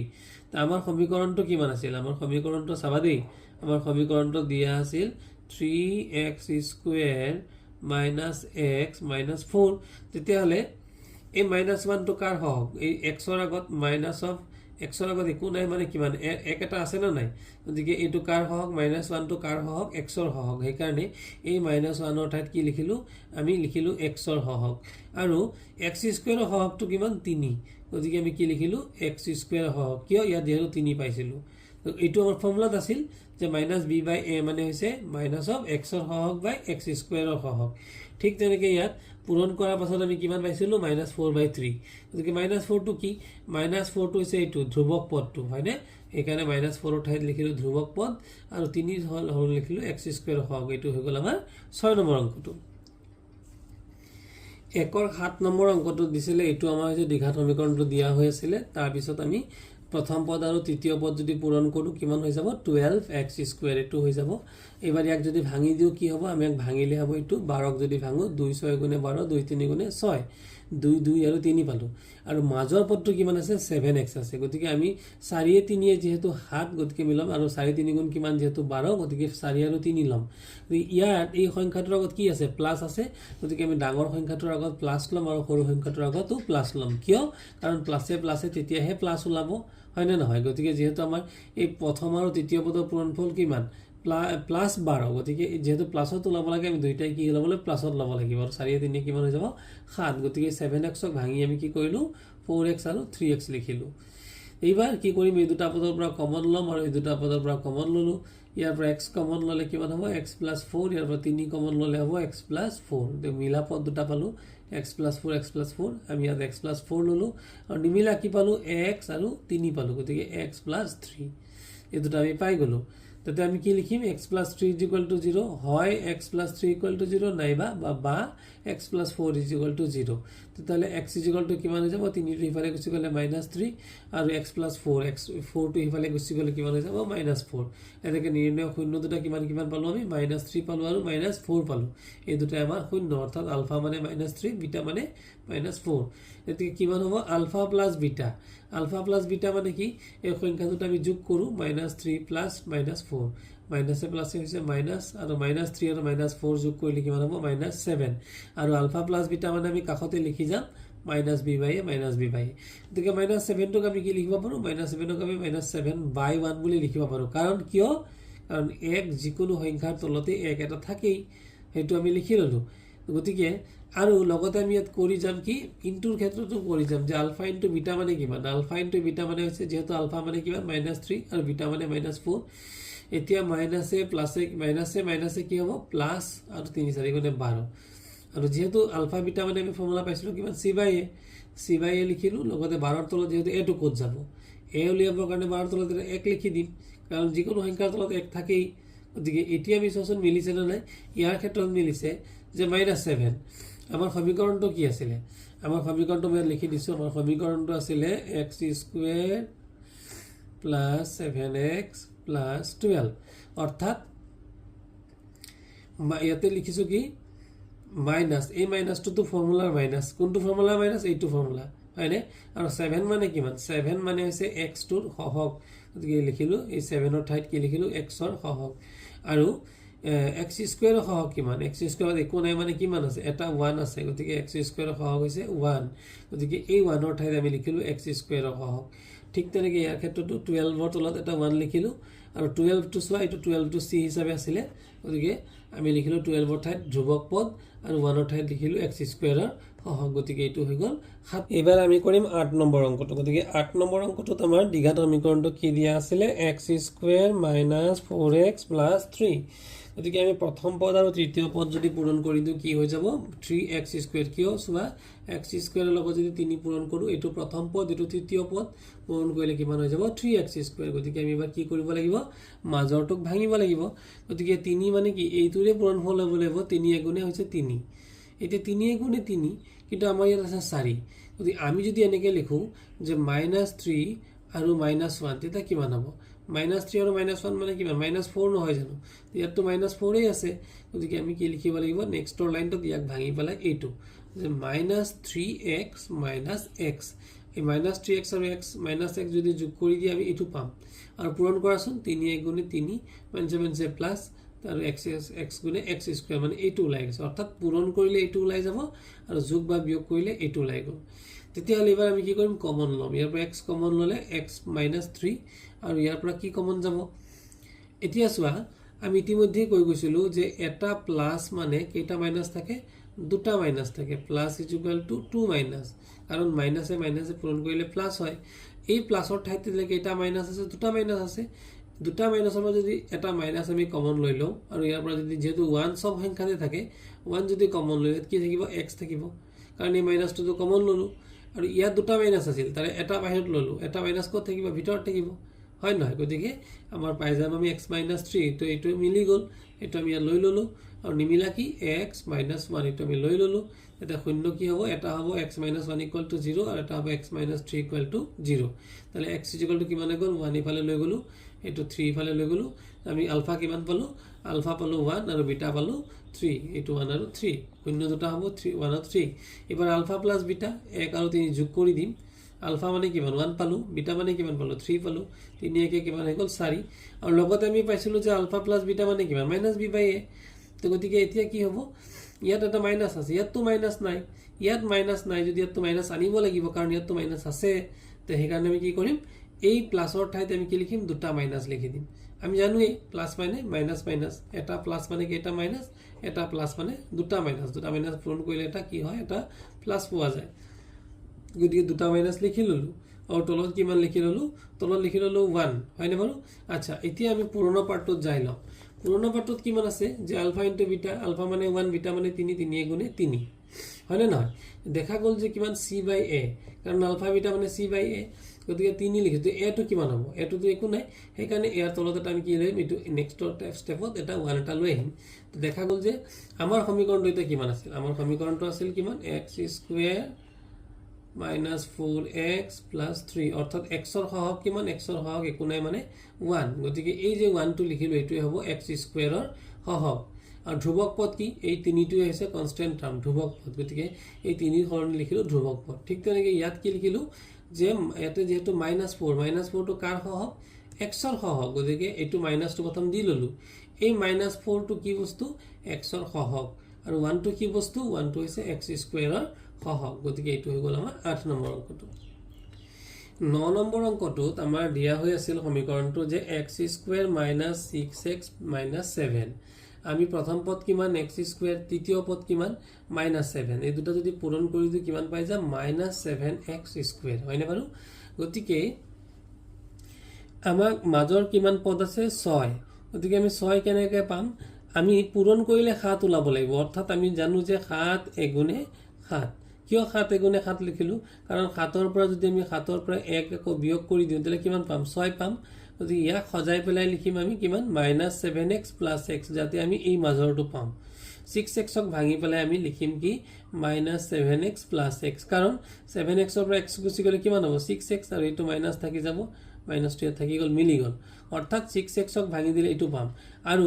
7 এগুণে ইয়াত যেহেতু ইয়াত কিমান আছে 1 আছে 7 এগুণে আমি কিমান পাম এই 7 টোৱে পাম হয়নে বাৰু এই মাজত 7 এগুণে আমি কিমান পালো এইটো 7 টো পাই গলো আৰু যদি যোগ বা বিয়োগ কৰো মাজৰ 6x টো পাই গলো তে গতিকে আমাৰ মিলি আছে এতিয়া এই দুটা পদৰ পৰা কমন এই দুটা পদৰ পৰা কমন ইয়াৰ পৰা কিমান কমন যাব এই দুটাৰ পৰা x কমন ললে x - 7 আৰু ইয়াত কি কমন লব পাৰিম একোটো মিলি থকা বেলেগ একো নাই একমাত্ৰ কি আছে 1 আছে এইটোতো 1 আছে এইটোতো 1 আছে গতিকে 1 কমন ললো x - 7 দেখা গল যে এইটো আৰু এইটো মিলি আছে x - 7 x - 7 তে কিমান হৈ গল x - 7 ইয়াত লৈ ললো আৰু নিমিলা কি আছে x + 1 গতিকে x + 1 লৈ ললো এতিয়া আমাৰ শূন্য কেইটা কি হ'ব এটা হ'ব x + 1 = 0 এটা হ'ব x - 7 = 0 তে x = কিমান হৈ গল তেনেহলে x = হৈ গল 1 টো যেহেতু ইফালে লৈ গলো তেতিয়া হৈ গল -1 আৰু ইফালে x = -7 টো ইফালে লৈ গলে হৈ গল +7 গতিকে নিৰ্ণয় শূন্য দুটা কিমান ওলাই গল আমাৰ এটা ওলাল -1 এটা ওলাই গল 7 অৰ্থাৎ আলফা মানে কিমান -1 আৰু বিটা মানে কিমান 7 তেতিয়ালে আলফা প্লাস বিটা কিমান হ'ব আলফা মানে -1 বিটা মানে 7 দুটা যোগ কৰি দিলে কিমান আহিব 6 কিন্তু আমাৰ যেহেতু ইফালে ফৰ্মুলাত কিমান থাকে আলফা প্লাস বিটা মানে কিমান -b/a তে ইয়াতো মাইনাস আছে জানো নাই আমি আনিব লাগিব কেনেকৈ আনিম এই প্লাসৰ ঠাইত দুটা মাইনাস লৈ আহিম আৰু a তলত a আছে a মানে আমি কিমান লিখি দিলো a মানে একো নাই মানে ইয়াতে তলত এটা 1 লিখি দিলো কাৰণ আমাৰ এতিয়া চোৱা আমাৰ সমীকৰণটো আছিল এইটো যে x² - 6x - 7 অৰ্থাৎ x ৰ সহগ কিমান 1 গতিকে এইটো আমি 1 ৰ ঠাইত কি লিখিলো x² ৰ সহগ হৈছে 1 এখানে 1 ৰ ঠাইত আমি লিখিলো x² ৰ সহগ আৰু এই যে -6 টো সোয়া এটো কাৰ সহগ এটো হৈছে x ৰ সহগ গতিকে আমি লিখিলো এই -6 ৰ ঠাইত মাইনাস এইটো আহিল এক্সৰ সহগ হৈ গ'ল। আৰু আলফা বিটাৰ ক্ষেত্ৰত কি লিখিলোঁ, আলফা মানে -1, বিটা মানে 7, 7 গুণে -7, অৰ্থাৎ আলফা বিটা মানে আমি কি জানো C by A. C by এ মানে কিমান হ'ল, এটা -7, আৰু এটোতো আনিব লাগিব, সেইকাৰণে তলত আমি কি ল'লোঁ, এটা 1 লিখি দিলোঁ, কাৰণ যিকোনো সংখ্যাৰ তলত কি থাকে, 1 থাকে। গতিকে -7, এটা -7টো কি বস্তু, -7টো কনষ্টেণ্ট টাৰ্ম বা ধ্ৰুৱক পদ, গতিকে -7ৰ সলনি আমি কি লিখিলোঁ, ধ্ৰুৱক পদ, আৰু 1ৰ সলনি লিখিলোঁ x স্কুৱেৰৰ সহগ, অৰ্থাৎ আমাৰ সহগৰ লগত সম্পৰ্ক স্থাপন কৰা হৈ গ'ল। এইবাৰ 10 নম্বৰ অংকটো দিয়া হৈ আছিল আমাৰ যি সমীকৰণটো হৈছে কিমান, এইটো 2x স্কুৱেৰ - 5x - 7, গতিকে প্ৰথম পদ কিমান 2x স্কুৱেৰ আৰু তৃতীয় পদ কিমান 7, এই দুটা পূৰণ কৰিলে কিমান হ'ব, 2 7 গুণে 14 আৰু মাইনাছ আহিব, অৰ্থাৎ -14x স্কুৱেৰ আহিব। ইয়াক যদি আমি ভাঙি দিওঁ, ভাঙি দিলে এইটো হৈ যাব, 14 ভাঙিলে 2 7 গুণে 14। আমি এই 2 আৰু 7ক লৈ পেলাই মাজৰ পদটো উলিয়াব লাগিব। কেনেকৈ উলিয়াম, কাৰণ 7ৰ পৰা 2 গ'লে কিমান 5, আৰু ইয়াত যিহেতু মাইনাছ আছে, ডাঙৰ সংখ্যাটোৰ আগত আমি কি ল'ব লাগিব, মাইনাছ ল'ব লাগিব। গতিকে -5xক আমি যদি ভাঙো এনেকৈ লিখিম, -7x + 2x, 7ৰ পৰা 2 গ'লে 5, আৰু পূৰণ কৰিলে 7 2 গুণে 14, মাইনাছে প্লাছে মাইনাছ আৰু x স্কুৱেৰ, অৰ্থাৎ -14x স্কুৱেৰ। আমাৰ এইটো আমি পূৰণ কৰিলেও পাই যাম, আৰু যোগ বা বিয়োগ কৰিলে এইটো পদ আমি পাই যাম। তাৰপিছত আমি কি কৰিম, এবাৰ প্ৰথম দুটা পদৰ পৰা আমি কমন ল'ম। কিমান কমন ল'ম, x কমন ল'ম, কি থাকিব 2x, আৰু ইয়াত কি থাকিব 7। ঠিক তেনেকৈ ইয়াততো 2x - 7 আছে, অৰ্থাৎ মিলা কোনো পদেই নাই, কি কমন ল'ম, 1 কমন ল'ম। 1 কমন ল'লেতো ছেম টু ছেম থাকি যাব, 2x - 7, এতিয়া এই দুটা মিলি গ'ল, এইটোৱে হৈ গ'ল ইয়াত 2x - 7, আৰু নিমিলা কি আছে, x + 1, x + 1 হৈ গ'ল। গতিকে হয় x + 1 = 0 হ'ব, বা 2x - 7 = 0 হ'ব, মানে 0 হ'ব। তো x মানে কিমান হৈ যাব তেনেহ'লে, -1, আৰু এইবাৰ -7টো যদি সিফালে নিওঁ কিমান হ'ব, +7, আৰু এইবাৰ এই দুইটো ইয়াত কি হৈ আছে, পূৰণ, সিফালে আহিলে হৰণ, গতিকে x মানে কিমান পালোঁ আমি, 7/2। তো নিৰ্ণয় দুটা শূন্য দুটা কি হ'ব, এটা হ'ব -1, এটা হ'ব 7/2, শূন্য দুটা হ'ল -1 আৰু 7/2। তো এইটোৱে হৈছে আলফা, আৰু এইটোৱে হৈছে বিটা। আলফা প্লাছ বিটা মানে কিমান হ'ব, -1 + 7/2। আলফা প্লাছ বিটা মানে আমি আকৌ কি জানো, -b/a, এইটো ফৰ্মুলা। তো এইফালে আমি কৰি গৈ থাকোঁ, -1, 2 আৰু তলত এটা 1 আছে, লসাগু কিমান হ'ব, 2, 1ৰে 2 গ'ল দুবাৰ, 2 1 গুণে -2, আৰু এইবাৰ প্লাছ দিলোঁ, এই 2ৰে তলৰ লসাগু হৰণ কৰিলে কিমান যাব, 2 গ'ল এবাৰ, 1 7 গুণে 7। তো কিমান হৈ গ'ল এতিয়া আমাৰ, -2 + 7, গতিকে 7ৰ পৰা 2 গ'লে হৈ গ'ল 5, গতিকে 5/2। তো এতিয়া কথাটো হ'ল, ইয়াত মাইনাছ আছে, ইয়াততো মাইনাছ নাই, আমি কি কৰিম, দুটা মাইনাছ আমি লৈ আহিম, কাৰণ মাইনাছে মাইনাছে প্লাছ। তো কি হৈ গ'ল, 5/2, গতিকে -b/a মানে -5/2। তো আমাৰ সমীকৰণ কিমান আছিলে, আমাৰ সমীকৰণটো আছিলে যে 2x স্কুৱেৰ - 5x - 7, অৰ্থাৎ xৰ সহগ কিমান, -5। ইয়াত যিহেতু -5 ওলাল, এইটো ফৰ্মুলা মাইনাছ, গতিকে এই মাইনাছটো ইয়াত আহিল, আৰু -5 মানে হৈছে xৰ সহগ, এইটো -5, আৰু x স্কুৱেৰৰ সহগ কিমান, x স্কুৱেৰৰ সহগ হৈছে 2, এই 2ৰ সলনি আমি কি লিখিলোঁ, x স্কুৱেৰৰ সহগ। তাৰপিছত ছেকেণ্ড পাৰ্টটো, পূৰণৰ পাৰ্টটো, আলফা ইনটু বিটা, মানে আলফা বিটা মানে কি, c/a, আলফা মানে কিমান পালোঁ আমি, -1, আৰু বিটা মানে কিমান পালোঁ, বিটা মানে পালোঁ 7/2, এইটো ইয়াত ওলোৱা নাই জানো, আলফা আৰু বিটা, -1 আৰু 7/2, এই দুটা পূৰণ কৰাচোন, 7 1 গুণে 7, -7, আৰু তলত আহি গ'ল 2। তো c/a মানে কিমান পাই গ'লোঁ আমি, -7/2, 2 মানে x স্কুৱেৰৰ সহগ, আৰু -7 মানে হৈছে ধ্ৰুৱক পদ, চোৱা এইটো -7টো ধ্ৰুৱক পদটো আছে। গতিকে এতিয়া আমাৰ কি হৈ গ'ল, আমি সহগৰ লগত সম্পৰ্ক স্থাপন কৰিলোঁ। গতিকে প্ৰতিটো ক্ষেত্ৰতে আমাৰ এই ফৰ্মুলাটোৰ লগত এইটো এটা ফৰ্মুলা আৰু এইটো এটা ফৰ্মুলাৰ লগত আমাৰ ৰিলেট কৰিব পাৰিব লাগিব, ইয়াৰ পৰা আৰু ইয়াৰ পৰা। গতিকে ছাত্ৰ ছাত্ৰীসকল, এয়া আছিল 2.2ৰ 1 নম্বৰৰ আপ টু 10 নম্বৰ অংক। ইয়াতকৈও যদি অংকবোৰ দি থাকোঁ, ভিডিঅ'টো যথেষ্ট দীঘল হ'ব, তোমালোকে আমনি পাবা। গতিকে মই ভিডিঅ'টো আজি ইয়ালৈকে সমাপ্ত ৰাখিছোঁ। গতিকে আমি 2.2ৰ 1 নম্বৰ অংকটো কৰিলোঁ। ইয়াৰ পৰৱৰ্তী ভিডিঅ'ত আমি বাকী অংকবোৰ আমি সমাধান কৰিম। গতিকে যদি চেনেলটোত নতুনকৈ আহিছিলা, চেনেলটো ছাবস্ক্ৰাইব কৰি দিবা। যদি অংকটো ভাল, অংক বুজোৱা পদ্ধতি ভাল পালা, নিশ্চয়কৈ লাইক কৰি পেলাই শ্বেয়াৰ কৰি দিবা। Thank U.